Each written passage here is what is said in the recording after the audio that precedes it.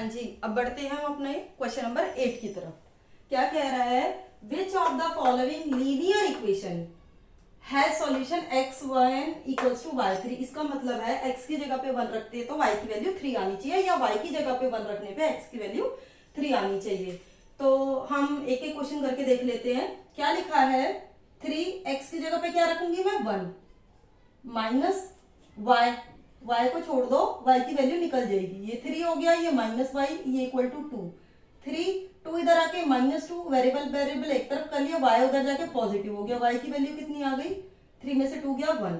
क्या y की value 1 आ रही है, नहीं भाई, ये हो गया कट। दूसरा करके देखते हैं, 3x, x की जगह पे 1, y की जगह पे y रखो equals to 3, y equals to ये 3 उधर जाके क्या हो गया, 3 1 जा 3, उधर जाके ये हो गया 0।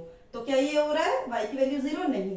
इसे देख लेते हैं, 3 x की जगह पे 1 minus y equals to 0, 3 minus y equals to 0, y को इधर भेज दो, पॉजिटिव हो गया, y प्लस 0 y ही रहेगा ना, y की वैल्यू 3। क्या y की वैल्यू 3 आ रही है, हाँ जी बिल्कुल आ रही है। तो सी ऑप्शन हमारा बिल्कुल करेक्ट होता है। आगे क्वेश्चन नंबर 9 की तरफ बढ़ते हैं। Two lines A B and C D, दो लाइनें ए बी और सी डी ये इंटरसेक्ट कर रहे हैं, प्रतिच्छेद कर रहे हैं ऊपर। इफ देखो पैरेलल ऐसे होती है, ऐसे हो पैरेलल होती है, इंटरसेक्ट ऐसे होती है। इफ ए ओ सी, ए ओ ये ओ है आपका, ए ओ सी 70 डिग्री है, then the measure of BOD. तो बीओडी पूछा है। देखो बच्चा, ये 70 डिग्री है, अगर तुमसे ये पूछी होती तो देखो ये सीधी स्ट्रेट लाइन है, इसके ऊपर डी दिखाई दे रहा है बनता हुआ, डी दे रहा है, तो ये हमेशा इनका टोटल 180 डिग्री होता है। लेकिन अगर ये अपोजिट पूछा है ये, तो ये हमेशा क्या होते हैं, इक्वल होते हैं। ये 70 है तो आपका ये भी 70 है। अगर ये पूछा होता तो आप 110 माइनस 70 करके 180 माइनस 70 करके 110 वैल्यू निकाल देते, बट ये हमारा आंसर नहीं है। ठीक है, अब ये क्वाड्रेंट पूछ रहा है। मैंने आपको पहले भी एक क्वेश्चन में बताया था कि आपका ये इस तरह से ग्राफ बनता है, ये y पॉजिटिव होता है, ये y नेगेटिव होता है, ये x पॉजिटिव होता है, ये x नेगेटिव होता है। ठीक है, इसको डैश से या माइनस का साइन लगा लो। क्वाड्रेंट ये हमेशा पॉजिटिव पॉजिटिव होते हैं, ये दोनों हमेशा पॉजिटिव पॉजिटिव होते हैं। x भी यहाँ पे पॉजिटिव है और y की वैल्यू भी यहाँ पे पॉजिटिव है, ये हमारा फर्स्ट क्वाड्रेंट होता है। ठीक है, तो क्या x पॉजिटिव y पॉजिटिव है, नहीं, ये x वैल्यू होती है हमेशा, ये y वैल्यू होती है, तो हमारा ये तो भाई गलत हो गया। दूसरा क्या है, यहाँ x की नेगेटिव और y की पॉजिटिव, ये हमारा सेकंड क्वाड्रेंट है। तो क्या हमारा x का पॉजिटिव और y का, x का नेगेटिव y का पॉजिटिव दे रखा है, x का नेगेटिव तो है, y का पॉजिटिव y का पॉजिटिव नहीं है, तो मेरा बी क्वाड्रेंट भी नहीं बनता। ठीक है, तो यहाँ क्या है, x का नेगेटिव y का भी नेगेटिव, दोनों नेगेटिव। क्या मेरे दोनों नेगेटिव है, हाँ जी मेरे दोनों नेगेटिव है, x भी नेगेटिव है, y भी नेगेटिव है, मेरा आंसर सी बनता है। ये मेरा थर्ड क्वाड्रेंट है। और फोर्थ क्वाड्रेंट मेरा क्या है, x का पॉजिटिव, देखो x की पॉजिटिव वैल्यू है और y की नेगेटिव वैल्यू।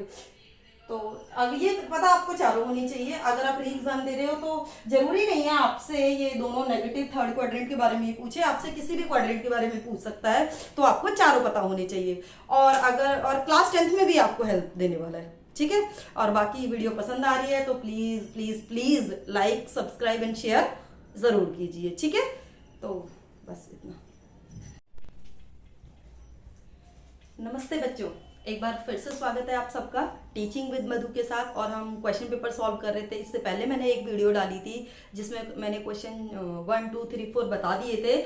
अब आगे मैं 1 2 क्वेश्चन और करा देती हूँ। मैं शॉर्ट वीडियोस ही बना रही हूँ, आपको बोर नहीं होगा बहुत सारा कि सारा क्वेश्चन पेपर एक साथ हो गया, तो थोड़े थोड़े क्वेश्चंस करके मैं डालती रहूंगी। अब आगे हम सॉल्व करते हैं। ठीक है, कराने को तो मैं ऑप्शंस पे टिक कर दूं, सिर्फ आंसर बता दूं, बट मैं चाहती हूँ कि आपको समझ में भी आए कि ऑप्शन अगर सी आ रहा है तो वो क्यों आ रहा है, बी आ रहा है तो वो क्यों आ रहा है। ठीक है, आगे हम बढ़ते हैं।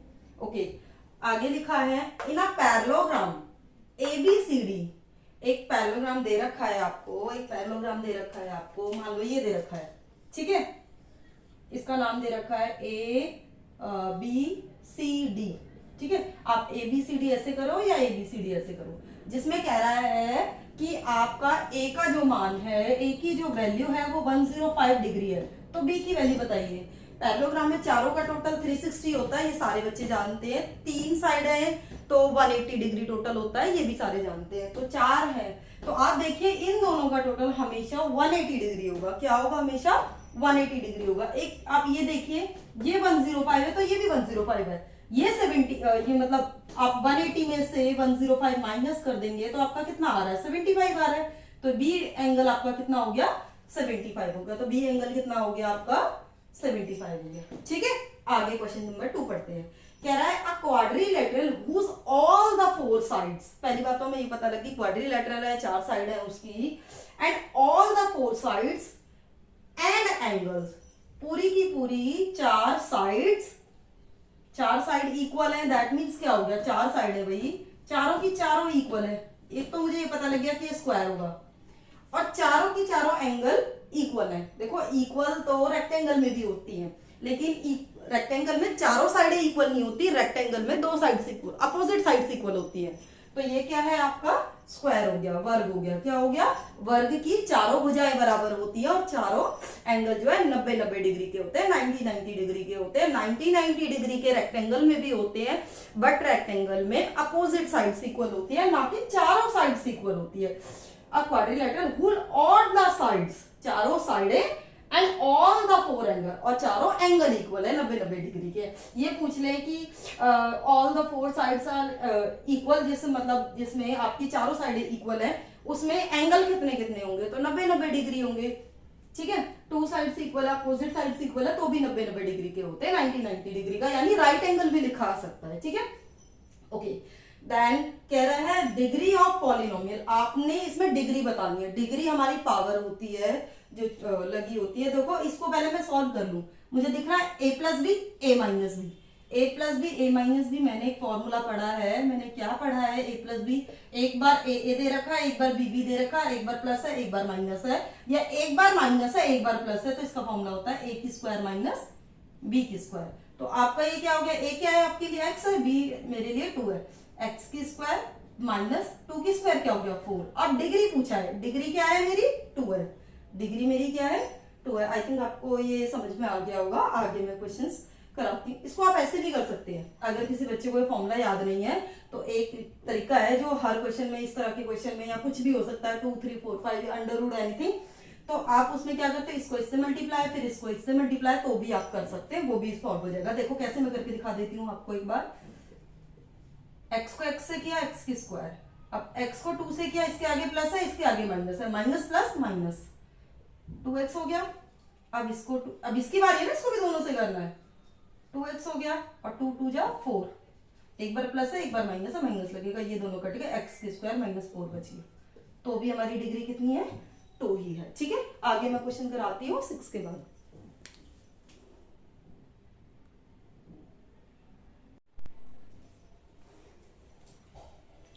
हाँ जी, अब बढ़ते हैं हम अपने क्वेश्चन नंबर 8 की तरफ।